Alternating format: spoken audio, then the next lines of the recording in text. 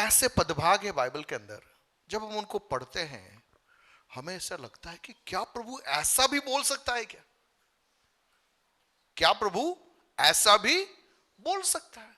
क्योंकि आमतौर पर हमारे मन की एक तस्वीर क्या है? हमसे प्रेम करने वाला परमेश्वर, हमें क्षमा करने वाला परमेश्वर, हमारी गलतियों को क्या करता है? वो माफ करता है, हमें गले लगाता है। लेकिन वही परमेश्वर कुछ जगहों में बहुत स्ट्रिक्ट हो जाता है और कुछ ऐसी बातों को उसने कह दिया जो आपने कहना कि अपने फ्यूज उड़ जाए, ऐसे कुछ बातें उसने कही। एक तस्वीर आपको भी स्क्रीन पे दिखाई दे रही होगी, दिख रहा है? क्या क्या क्या हो सकता है? क्या लग रहा है आपको? एक आदमी जो पत्थर से गिर गया। पत्थर से गिर गया, गुड। और कौन बोलेगा? थोड़ा वो करेक्ट करेगा उसको। वो आदमी ऐसे चल रहा था तो उस अरे पत्थर से उसका पैर से लग गया और उसका टोपी उसके सर से थोड़ा निकल गया, ऐसे लगता है। Very good. आप समझ गए होंगे वहां पर क्या है। एक व्यक्ति है जिसको क्या लग रही है? ठोकर लग रही है। क्या लग रही है उसको? ठोकर लग रही है। और ठोकर लगने के कारण क्या हो रहा है? वो गिर रहा है। कितने लोग हैं जिनको कभी ना कभी कहीं ना कहीं ठोकर लगी है? लगी है? लगता है ठोकर लगता है, नाखून लग जाता है, कहीं चलते चलते टेबल टक गया, गिर गए, घुटने छिल गए, सबको ठोकर लगी है। कुछ ठोकरें बाहर चोट करती है, कुछ ठोकरें अंदर तक छिद जाती है। क्लियर? कुछ ठोकरें कहां पर चोट करती है? बाहर ठोक करती है। पत्थर है, टकराए, आप गिर गए, छिलका निकल गया, आपने दवाई लगा दी।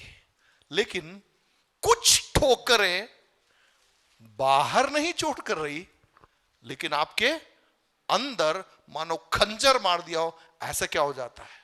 वो ठोकर अंदर तक उतर जाती है। ठोकर खाए आप, पेट में पैर में चोट लगी, तो क्या मेरे चलने में प्रकट हो जाएगा? मेरे पैर में चोट लगी तो आप जैसे मैं चलूंगा तो आपको क्या हो जाएगा? समझ में आ जाएगा। क्या समझ में आ जाएगा? कि सर को कहीं ना कहीं चोट लगी है। मेरे हाथ में लगी है तो भी समझ में आ जाएगा। सिर में दर्द है तो भी समझ में आ जाएगा। तो बाहर की चोट जब समझ में आ जाती है, बाहर की चोट हमारे रूटीन लाइफ को डिस्टर्ब कर देती है, तो हमारे अंदर की चोटें कितना अधिक हमारे रूटीन लाइफ को क्या कर देती है? डिस्टर्ब कर देती है। बाहर की चोट दवाई से ठीक हो जाती है, लेकिन अंदर की चोट, उसके लिए कोई दवाई नहीं है, उसके लिए कोई डॉक्टर ट्रीटमेंट नहीं कर सकता। एक्सरे में पकड़ में नहीं आएगा, सीटी स्कैन में, एमआरआई के अंदर कहीं पकड़ में नहीं आएगा। वो चोट कहां है?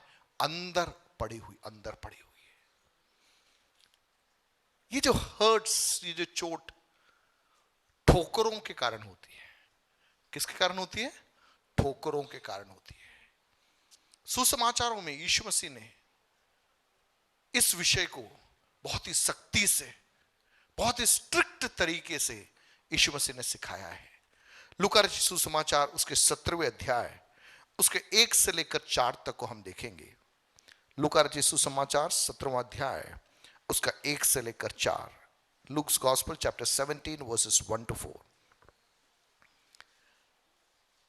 फिर उसने अपने चेलों से कहा, यीशु मसीह ने अपने चेलों से कहा, हो नहीं सकता कि ठोकरें न लगे, परंतु हाय उस मनुष्य पर जिसके कारण वे आती है। सी, हो नहीं सकता कि ठोकरें न लगे।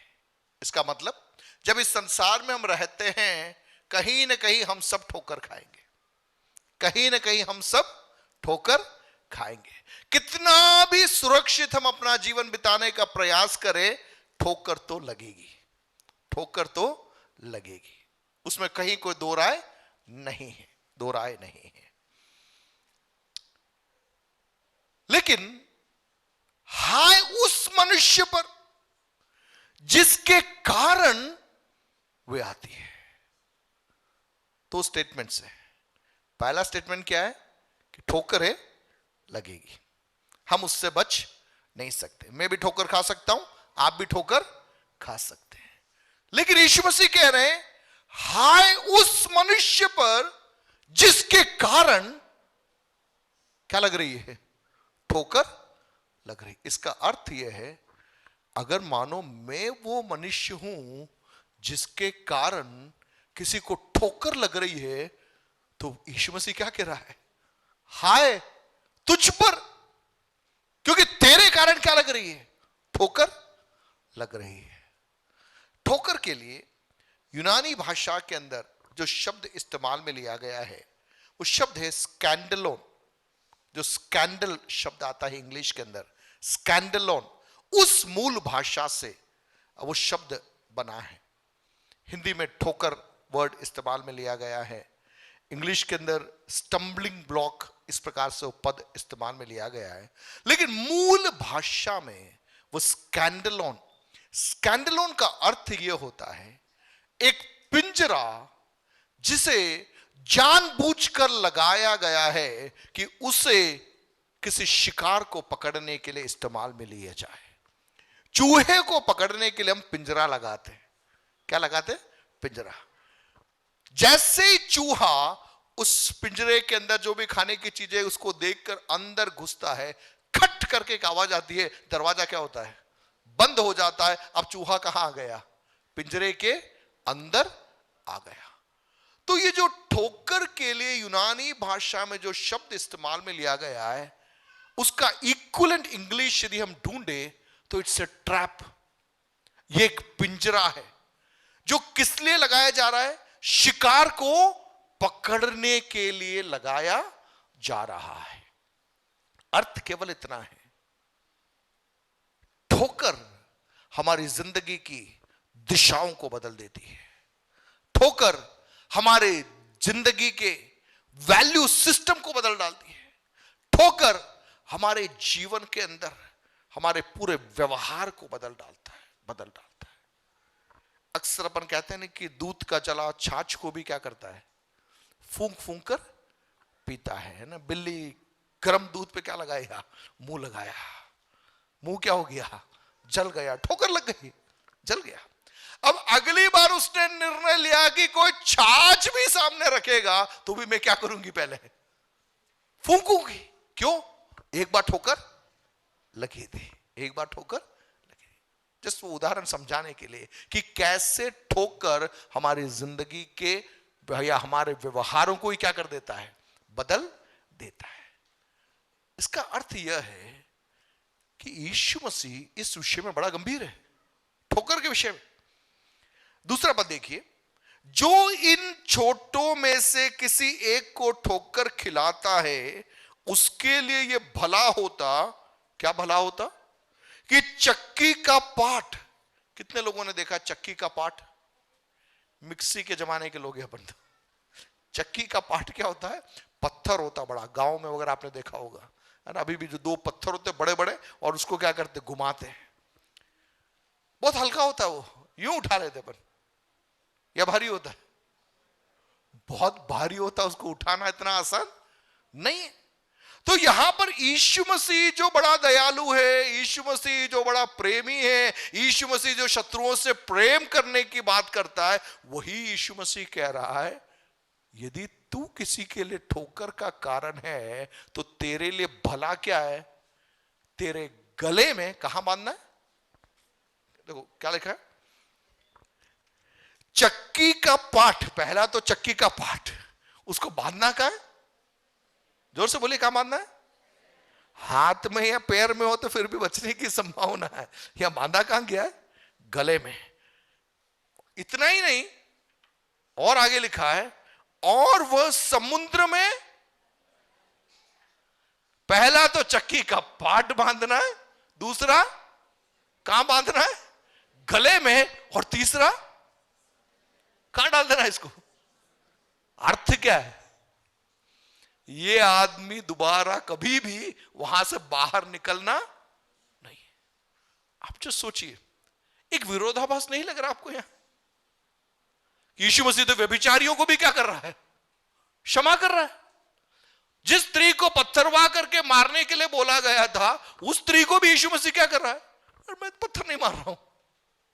चुंगी लेने वालों को अपनी टीम में शामिल करने वाला यीशु मसीह, यहां पर वही यीशु मसीह कह रहा है कि ठोकरें तो लगेगी, ठोकरें तो लगेगी, लेकिन हाय उस मनुष्य पर जिसके कारण क्या हो रहा है, ठोकरें लग रही है। ऐसे मनुष्य के लिए क्या भला है, क्या भला है, उसके गले में चक्की का पाट बांध दिया जाए और कहां डाल दिया जाए।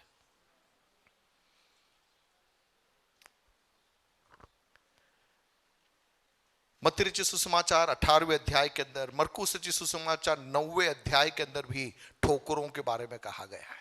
वहां पर एक दूसरा दृष्टिकोण वहां पर बताया गया है, और वहां पर लिखा गया है कि यदि तेरा कोई अंग तुझे ठोकर खिलाए, ये एक दूसरा पहलू, वो एक दूसरा पहलू है ना। वहां लिखा है यदि तेरी आंख तुझे ठोकर खिलाती है तो तेरे लिए भला है कि तेरी आंख को तू निकाल दे। यदि हाथ तुझे ठोकर खिलाती है तो भलाई के हाथ को ही तू काट डाल।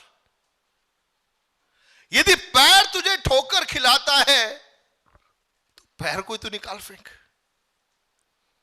इसका मतलब ये जो ठोकर वाला मुद्दा है बड़ा गंभीर मुद्दा है, व्यभिचार से भी गंभीर मुद्दा है, चुंगी लेने से भी गंभीर मुद्दा क्या है, ठोकर वाला मुद्दा। क्योंकि क्या हो रहा है इसमें, जब मैं और आप किसी के लिए ठोकर का कारण बनते हैं, हम अनजाने में उस व्यक्ति को एक पिंजरे में बंद कर देते हैं, लाइफ टाइम के लिए बंद कर दिया। वो अंदर बंद हो गया, वो प्रयास कर रहा है लेकिन बाहर नहीं निकल पा रहा, बाहर नहीं निकल पा रहा, क्योंकि पिंजरा बंद हो चुका है। जब तक बाहर से कोई व्यक्ति आकर उस पिंजरे का दरवाजा नहीं खोलेगा, वो व्यक्ति बाहर नहीं निकल सकता। He's in a trap। पीढ़ियां ट्रैप में फंस जाती है एक व्यक्ति के ठोकर के कारण। जीसस, उसे भी नहीं मालूम कि वो फंक्शन क्यों नहीं कर पा रहा, उसे भी नहीं मालूम कि वो बाकी लोग जो सब चीजें करते वैसे क्यों नहीं कर पा रहा। वो जाल में फंसा हुआ है, He's in a trap। कहीं पे ठोकर खाई, जाल में फंस गया, अब वहां से बाहर नहीं निकल पा रहा, वो निकल नहीं पा रहा, उसे निकालने के लिए कोई मदद भी नहीं कर पा रहा। इसीलिए यीशु मसीह उस मुद्दे में बड़ा गंभीर है, उस मुद्दे में बड़ा गंभीर है। हमारी आंखें हमें ठोकर खिला सकती है, हमारे कान हमें ठोकर खिला सकते हैं, हमारा शरीर के अंग हमें ठोकर खिला सकते हैं। यीशु मसीह कह रहा है अगर वे अंग तुझे ठोकर खिलाते हैं तो इट्स बेटर कि तू वो अंग रहित होकर तू स्वर्ग पहुंचे, ऐसा ना होने पाए कि वो ठोकर खाने के कारण तू नरक के अंदर चला जाए। प्रियो, मैं कह क्या रहा हूं, क्या समझाने का प्रयास कर रहा हूं, इट्स वेरी सीरियस, ये गंभीर मुद्दा है। हमें अपने आप को आईने के सामने खड़ा होकर हमें अपने आप को देखना और एक सवाल पूछना है, कहीं मैं किसी के लिए ठोकर का कारण तो बन नहीं रहा हूं, कहीं मैं बन तो नहीं रहा हूं। क्योंकि यीशु ने बहुत क्लियरली बोला अगर मैं ठोकर का कारण बन रहा हूं तो मेरे लिए भला है कि चक्की का पाट मेरे गले में बांधकर समुद्र के अंदर डाल दिया जाए। यीशु क्या कह रहा है कि तेरे कारण अन्य व्यक्ति क्या नहीं खाना है, ठोकर नहीं खाना है, नहीं खाना है। जीसस, प्रभु क्या चाह रहा है, परमेश्वर ये चाह रहा है कि हमें आत्मा की अगुवाई में इन दिनों में समझना है। हमारी बातचीत में हम कैसे ठोकर का कारण बन सकते हैं। हम कई बार बिना सोचे समझे कई बातें कह बैठते हैं। हमने ज्यादा नहीं सोचा, हमने बोल दिया, लेकिन सामने वाले के अंदर वो बात क्या हो गई? उतर गई। आप तो बोल के चले गए, लेकिन वो बात अंदर तक उतर गई। 3 दिन पहले एक बच्चा हमारे पास में आया, बैठ के बातचीत कर रहा है। उस बातचीत में उसने मुझे एक चीज बोली। उसने बोला कि मेरे जीवन में सब अच्छा चल रहा था। एक दिन क्लास में एक टीचर ने सब बच्चों के सामने बोला, ये जंगली है। क्या बोला? ये जंगली है। टीचर ने एक बार बोला, क्लास के बच्चों ने अगले 5 साल तक उस बच्चे को जंगली बुलाया। टीचर एक बार बोला, ये कौन है? जंगली है।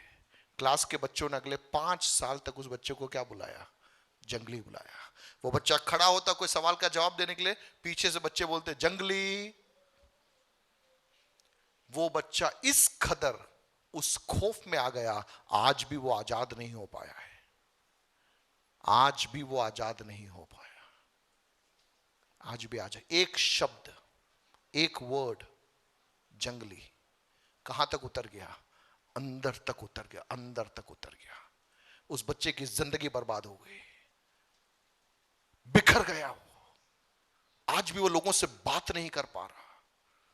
आप बात कर रहे जाओ, उसकी आंखों से आंसू निकल रहे हैं, कभी हंस रहा है, कभी रो रहा है। कैसे हुआ? ठोकर लगी उसको। हम यहां जो बैठे हैं, हमने भी ठोकरें खाई है, आपने भी ठोकरें खाई है।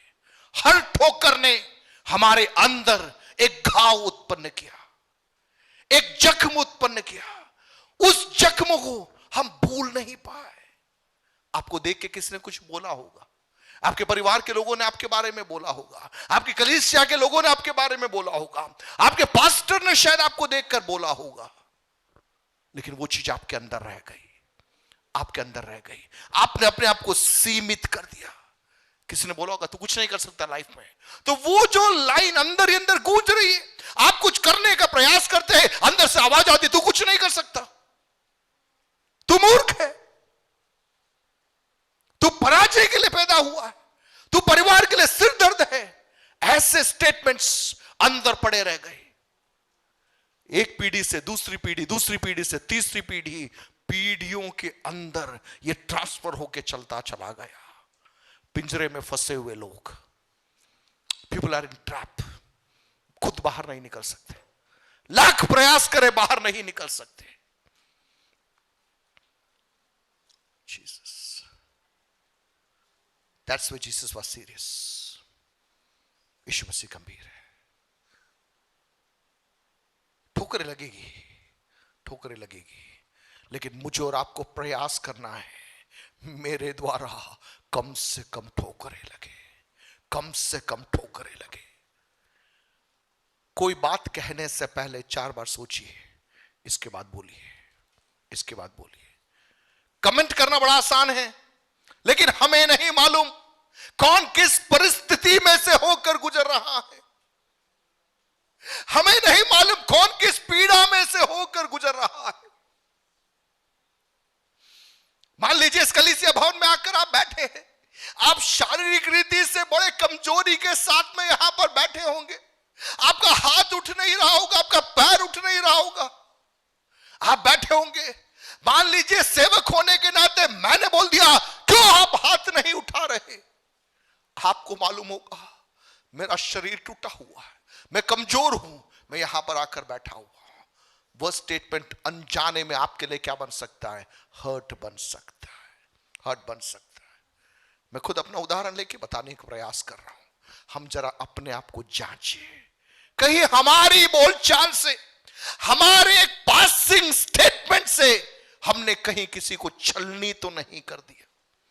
हम तो कह के चले गए, हम तो कह के चले गए, लेकिन उस शब्द ने उस घर को खत्म कर दिया होगा, उस परिवार को खत्म कर दिया होगा, उसके पीढ़ियों को जाल के अंदर हमने फंसा दिया होगा। शाखा बारा बाला सिखबा खबारा। प्रभु उस परिवार में से कईयों को कई स्थानों में पहुंचाना चाहता था, लेकिन किसी के शब्दों ने उस परिवार को ट्रैप में फंसा दिया। उसकी पीढ़ियां परमेश्वर की योजनाओं को सामर्थ्य के साथ में पूरी नहीं कर पा रही। That's why Jesus is serious, क्योंकि ये एक पीढ़ी में खत्म होने वाली बात नहीं है, ये पीढ़ियों में चलने वाली बात है। खुद व्यक्ति चाहकर भी वहां से बाहर नहीं निकल सकता, because he is in trap, पिंजरे में फंसा हुआ है।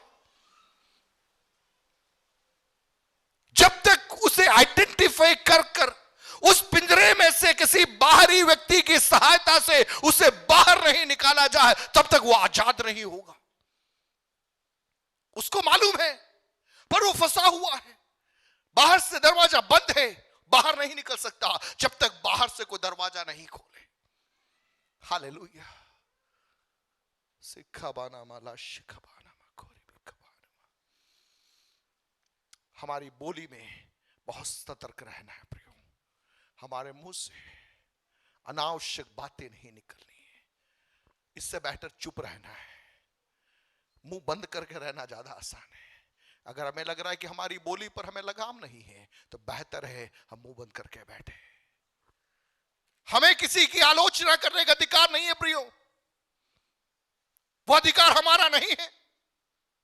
प्रेम की आत्मा को छोड़ करके अगर किसी और आत्मा की सहायता से मैं और आप आलोचना करेंगे, तो उस व्यक्ति के लिए ठोकर का कारण बन जाएंगे।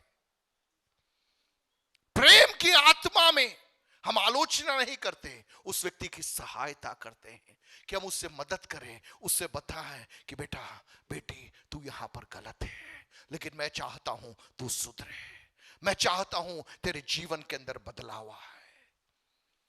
हालेलुया। प्रभु हमें सुधारने पाए, प्रभु हमें बदलने पाए। हमारा पहनावा हो सकता है दूसरों के लिए ठोकर का कारण बन जाए। हम क्या वस्त्र धारण कर रहे हैं, हमें सचेत रहने की जरूरत है।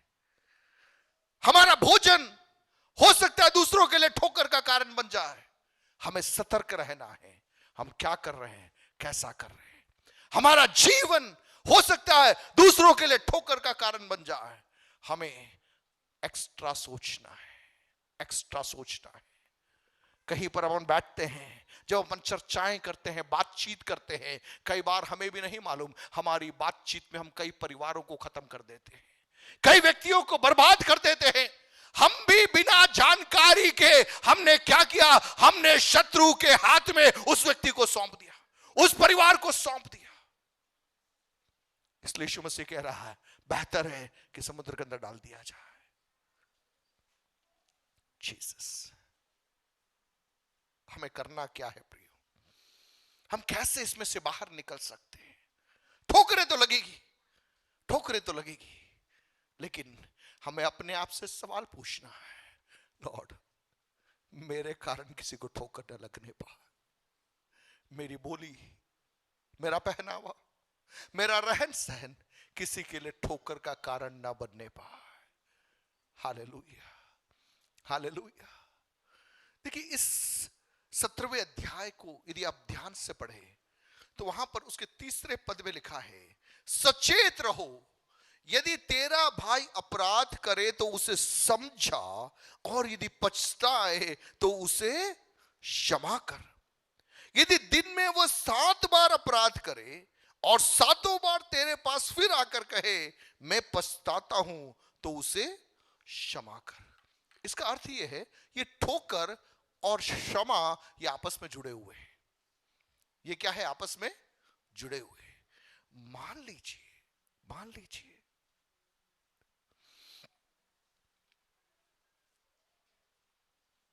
जब हमें लग रहा है, जब हमें लग रहा है हम किसी के लिए ठोकर का कारण बन गए,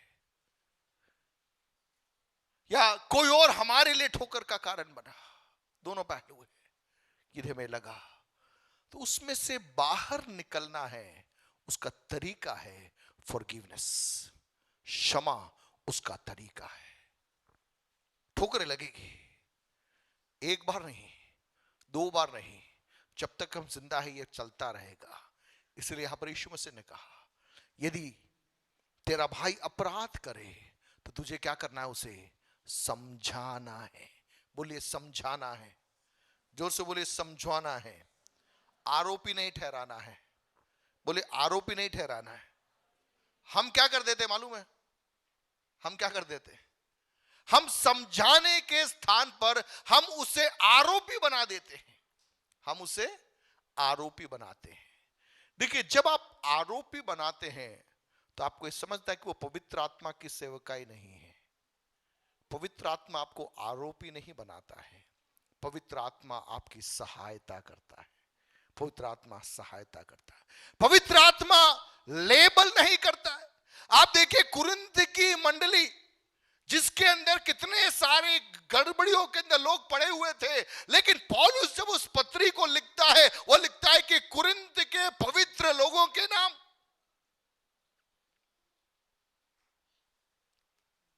खत लिख रहा है। लोग अनैतिकता में पड़े हुए, लोग गलत चीजों में उलझे हुए, लेकिन उन्हें संबोधित किया जा रहा है, the Holi people, the saints in Corinth.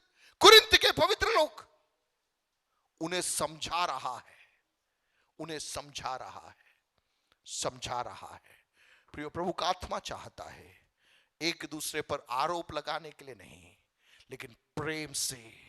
अगर हमें लग रहा है मेरा भाई अपराध कर रहा है, मेरा भाई गड़बड़ी कर रहा है, हमें क्या करना है? हमें उसे समझाना है, समझाना है, समझाना है। बोलिए समझाना है, जोर से बोलिए समझाना है, समझाना है, समझाना है, समझाना है। यह कार्य आसान नहीं है, इसीलिए पवित्र आत्मा दिया गया है। हालेलुया, इसीलिए पवित्र आत्मा दिया गया है। मुर्दों को जिलाना आसान है, कैंसर को भगाना आसान है, लेकिन किसी को समझाना आसान नहीं है, आसान नहीं है। आप उसको बचाने की कोशिश करोगे, लेकिन वापस वो पाप में गिर रहा है, वापस कोशिश कर रहे हो, वापस वो कर रहा है, लेकिन आपको समझाना है, आपको समझाना है, आपको गिव अप नहीं करना है। क्योंकि आज वो जहां पर है, कभी उसके जीवन में ठोकर लगी, उसके कारण से वो वहां पर है। हमारी जिम्मेदारी क्या है? हमारी सेवकाई क्या है? हमें उससे बाहर निकालना है, हमें उससे बाहर निकालना है, समझाना है। मान लीजिए वो अपनी गलती मानता है, तो हमें क्या करना है? क्षमा करना है। दोबारा गड़बड़ करता है, वापस समझाना है। वापस वो मानता है, वापस क्या करना है? क्षमा करना है। जब ये बातें यहां पर कही गई, तो प्रेरितों ने प्रभु से कहा, प्रभु ये बार बार क्षमा करना, इट्स नॉट इजी, ये आसान नहीं है। कैंसर भगाने की सेवकाई दे दे, हम कर लेंगे। मुर्दों को जिलाना है, हम कर देंगे, लेकिन बार बार क्षमा करने की सेवकाई हमसे नहीं हो सकती। एक बार क्षमा कर दिया, दो बार कर दिया, तीन बार कर दिया, इसके आगे तो खत्म मामला। चलो अपन सब अपनी बात कर रहे हैं, किसी और की बात नहीं कर रहे। इसीलिए चेलों ने क्या कहा? प्रभु तू हमारा विश्वास बढ़ा दे, हमारा विश्वास बढ़ा दे। यीशु ने उत्तर क्या दिया? यदि तुमको राई के दाने के बराबर भी विश्वास होता, तो तुम इस शहतूत के पेड़ से कहते कि जड़ से उखड़कर समुद्र में लग जा, तो वह तुम्हारी मान लेता। शहतूत के पेड़ की जड़ें बहुत खतरनाक होती है, आसानी से निकलती नहीं है। अगर पूरी जड़ें नहीं निकली तो वापस वो पौधा उग जाता है। इसलिए यहां पे लिखा है, उदाहरण में दिया कि शहतूत के पेड़ को जड़ से उखड़ने की आज्ञा देना है, और वो कहां जाके गिरना है? समुद्र में जाकर गिरना है। समुद्र में कौन पड़ा हुआ है? जिसके कारण ठोकर आती है, उसके गले में चक्की का पाटर, वो भी कहां पड़ा हुआ है? समुद्र में। और ये शहतूत का पेड़ जड़ समेत कहां जाके गिरना है? समुद्र में गिरना है। यीशु मसीह क्या समझाने का प्रयास कर रहा है? यीशु मसीह कह रहा है, यदि किसी को ठोकर लगी है, उस ठोकर से उसको बाहर निकालने का एक ही तरीका है, आत्मा की सहायता से आपको समझाना है और उसको बताना है कि यीशु मसीह आपको क्षमा करना चाहता है। यीशु मसीह क्षमा कर रहा है, मैं भी आपको क्षमा करना चाहता हूं, मैं आपको अपनाना चाहता हूं। और हमें वहां पर घोषणा क्या करनी है? एक भी जड़ बाकी नहीं रहना है। ठोकरें कई जड़ों को हमारे अंदर डाल देती है। वही कारण है कई बार हमें लगता है कि अभी भी हम वापस उसी बात के अंदर वापस फंस गए, उसी स्वभाव में हम वापस उलझ गए। रीजन, जड़ें पड़ी हुई है, पूरी जड़ें निकली नहीं है, जड़ें निकली नहीं है। प्रेरितों ने कहा प्रभु तू हमारे विश्वास को बढ़ा दे, बढ़ा दे। हालेलुया। प्रियो, प्रभु का आत्मा आज की सुबह मुझसे और आपसे चाह रहा है कि हमें समझना है। मन में कटुता लेकर चलने से, मन में ईर्ष्या की भावना लेकर चलने से, ठोकरों के कारण जो चोट हमारे अंदर लगी हुई है उसको लेकर चलने से हमारी जिंदगी में हम भटक जाएंगे, हमारी पीढ़ियों के लिए हम श्राप का कारण बन जाएंगे। ऐसा हमारे जीवन में न होने पाए, न होने पाए। हमें करना क्या है प्रियो? क्या करें कि हमारे कारण ठोकर ना लगे? पहला, बी ऑफ लेस वर्ड्स, कम बोलने वाला बनना है, कम बोलने वाला बनना है। आपके मुंह से वही बातें निकले जो आपके भाई के लिए शांति की बातें हो। बी ए कंफर्टर, बी एन एनकरेजर, उत्साहवर्धन करने वाली बातें मेरे और आपके अंदर से निकलने पाए। आपके भाई से, आपके बहन से कहिए आप बहुत अच्छे लग रहे हैं, यू आर गुड, अंदर से आना चाहिए। मान लीजिए कुछ दिनों के बाद मिलो, अरे इतने कमजोर हो गए आप। वो व्यक्ति भी सोचेगा मैं कमजोर हो गया क्या? अरे आप बहुत मोटे हो गए, अरे बहुत पतले हो गए, बहुत काले हो गए, बहुत गोरे हो गए। ये कमेंटबाजी हमें नहीं करना है, वो कमेंटबाजी हमको नहीं करना है। हम ठोकर का कारण बन रहे हैं। हमें उसके उत्साह को बढ़ाना है। मान लीजिए 6 महीने के बाद में एक व्यक्ति कलीसिया में आया, 1 साल के बाद में कलीसिया में आया, देखते ही पहला सवाल, कहां थे इतने साल तक? नहीं करना आपको। आपको कहना है अच्छा लगा आपको मिलकर, दिल खुश हो गया आपको देखकर। आप एनकरेजर बने, आप आरोपी नहीं बने। आपको मालूम है सामने वाला व्यक्ति पिछले सप्ताह गड़बड़ी करके यहां बैठा है। आप यदि आत्मा की प्रेरणा में चलने वाले एक व्यक्ति होंगे, आप जाओगे उस व्यक्ति के पास में, उसके गले में हाथ डालोगे और कहोगे बेटा मैं तुझसे प्रेम करता हूं, इस सप्ताह क्या हम साथ में समय बिता सकते हैं? आरोपी नहीं बना रहा मैं उसको, मुझे मालूम है उससे गलती हुई है, मुझे मालूम है, लेकिन मैं उसको आरोपी नहीं बना रहा। मैं उसको कह रहा हूं क्या हम साथ में बैठ सकते हैं? क्या हम थोड़ा समय साथ में बिता पाएंगे? मेरे दिल में इच्छा है कि मैं तेरे साथ बैठकर थोड़ा समय प्रार्थना करूं। क्या हम प्रार्थना में घुटने टेक सकते हैं? आप उस व्यक्ति को बचा लोगे, आप उस व्यक्ति को बचा लोगे। हालेलुया। आरोप लगाना बड़ा आसान है, लेबल करना उससे भी ज्यादा आसान है, लेकिन एक व्यक्ति को बचाना है तो पवित्र आत्मा की सहायता के बगैर हम नहीं कर सकते। It's very difficult. एक व्यक्ति को क्षमा करना है उससे भी ज्यादा कठिन है, लेकिन वो कठिन कार्य करने के लिए पवित्र आत्मा मुझे और आपको बुला रहा है। हालेलुया। 120 लोग जो ऊपरी अटारी में बैठे थे, उनके ऊपर पवित्र आत्मा उतरा, लेकिन उसके पहले भी वे तो चिन्ह चमत्कार कर रहे थे, उसके पहले भी वो बीमारों को चंगा कर रहे थे, उसके पहले भी वो मुर्दों को जिला रहे थे। तो वो पवित्र आत्मा क्यों उतरा? ताकि वे जाएं और गवाह बन सके, गवाह बन सके। गवाह बनने का अर्थ क्या है? हम दूसरों के लिए ठोकर का कारण नहीं, लेकिन दूसरों के लिए आकर्षण का कारण बनना है। Hallelujah, hallelujah.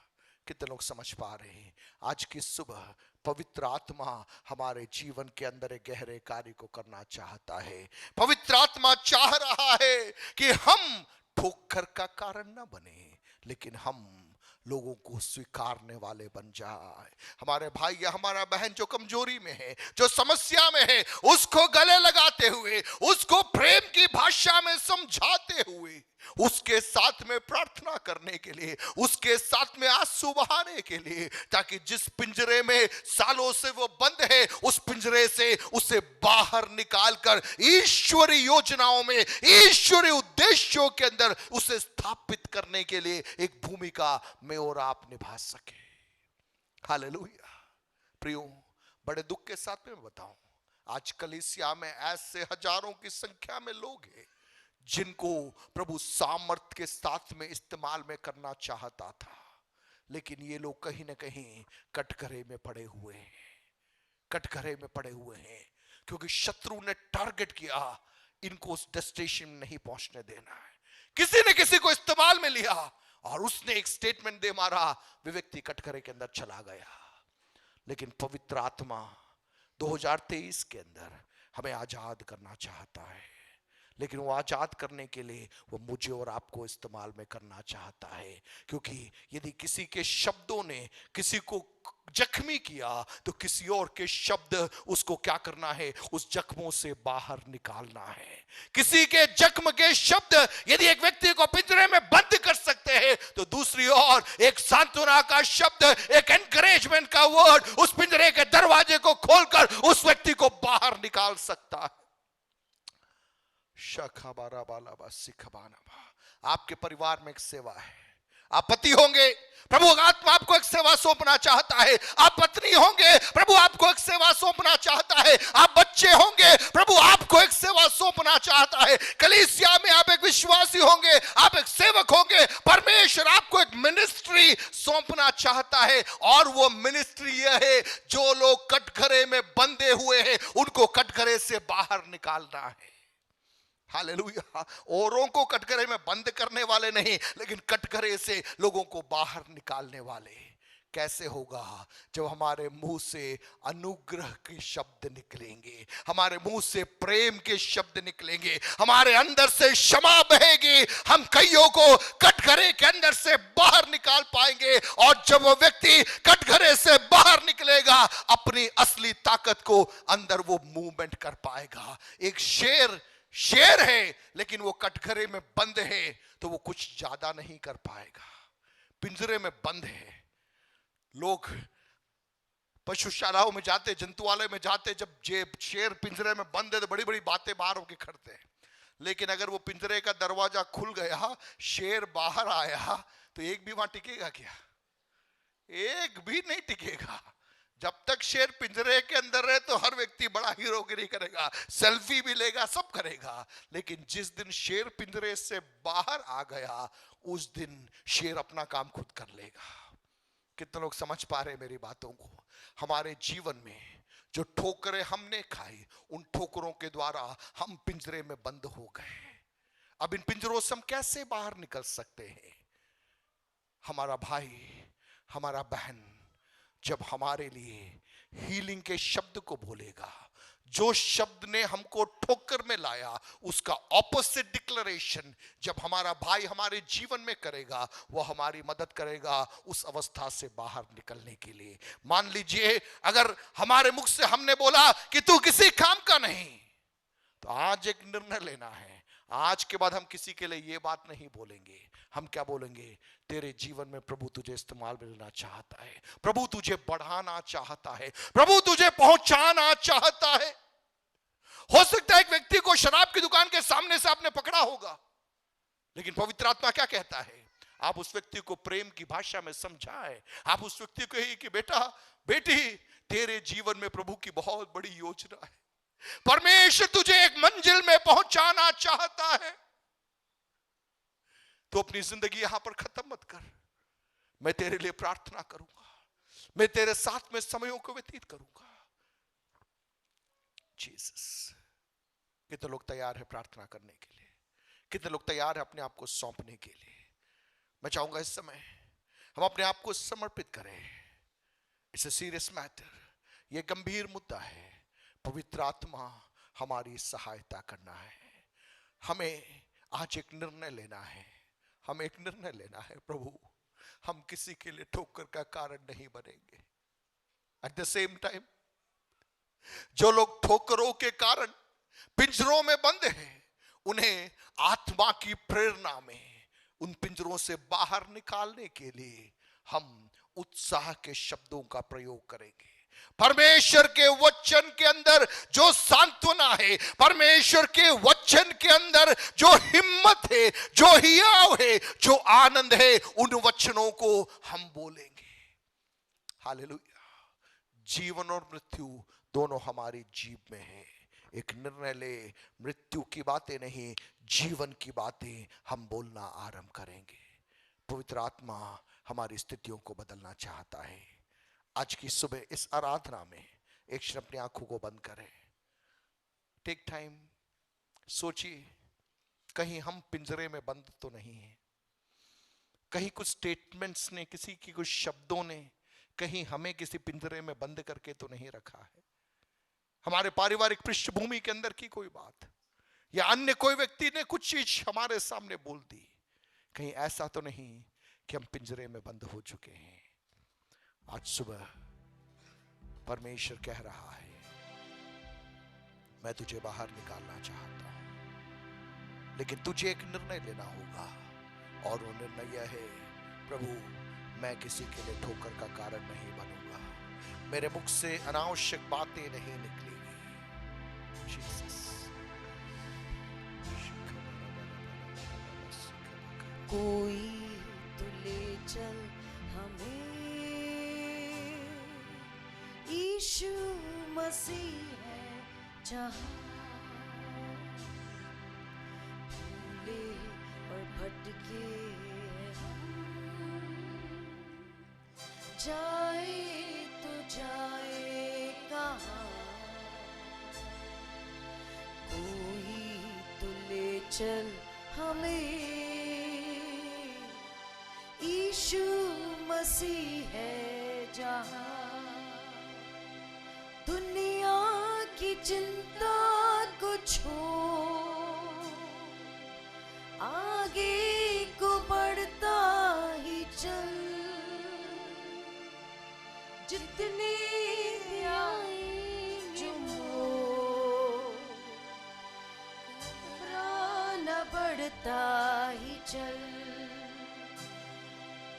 दुनिया की चिंता को छोड़, आगे को बढ़ता ही चल,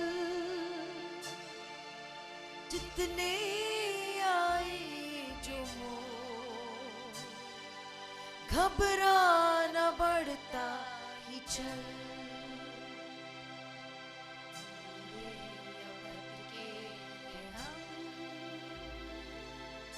जाए तो जाए कहाँ, कोई तो ले चल हमें, यीशु मसीह है जहां,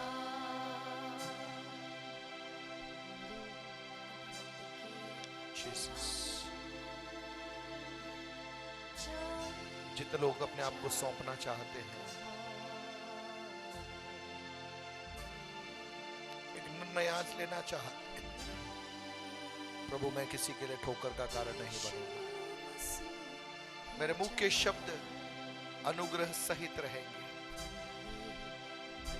प्रेम की भाषा का मैं इस्तेमाल करूंगा। प्रभु से पवित्र आत्मा आपकी सहायता करने पा। Let's be encouragers, let's be motivators, हम उत्साह बढ़ाने वाले बनने पा, आंसुओं को पोंछने वाले हम बनने पाए। शाला बारा बारा बारा बारा बारा बारा रीडी बीडी भी खोरे शाला बारा बारा बारा कमाल बस। आग में घी डालने वाले नहीं, लेकिन आग को बुझाने वाले हम बनने पाए।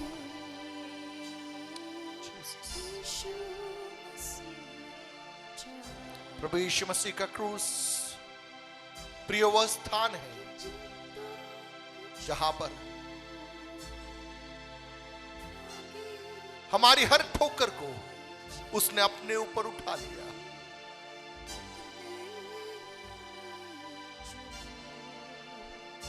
लोगों ने निंदा किया, परिहास किया, उसके मुंह पर थूका, हाथों में पैरों में कीलियां ठोक दी गई, कांटों का मुकुट उससे पहना दिया गया, लहूलुहान उसे कर दिया गया।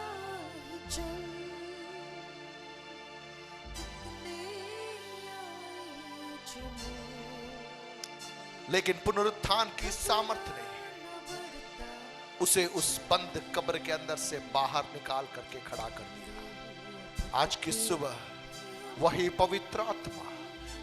पवित्र आत्मा हमारी सहायता करना चाहता है, लेकिन प्रभु चाह रहा है जो तुमने बांधा है तुम उसे खोलो।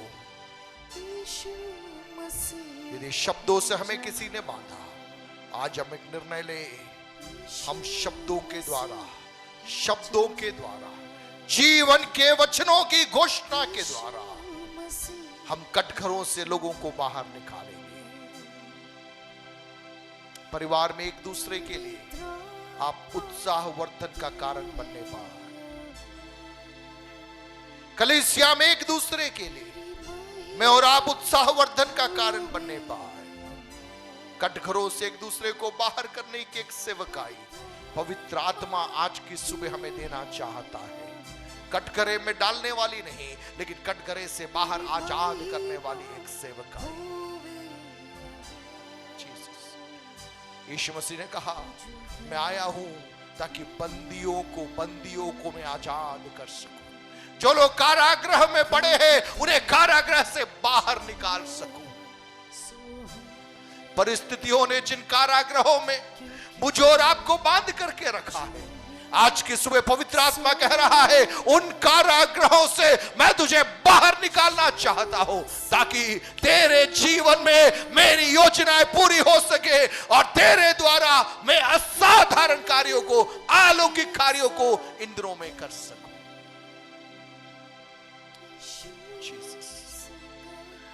परमेश्वर पिता, हम लोग मिलकर प्रार्थना करते हैं, सौंपते हम अपने आप को, आपका पवित्र आत्मा हमें से हर एक की सहायता करने पाए, ये वचन हमारी जिंदगी को रूपांतरित करने पाए, आपके नाम की महिमा हमारे जीवन में हमारे द्वारा होने पाए, सौंपते हैं यीशु के नाम से मांगते हैं, आमीन आमीन आमीन। सूचना है, इसके बाद में बाबा प्रार्थना करेंगे और आशीर्वचन के साथ में सभा को समाप्त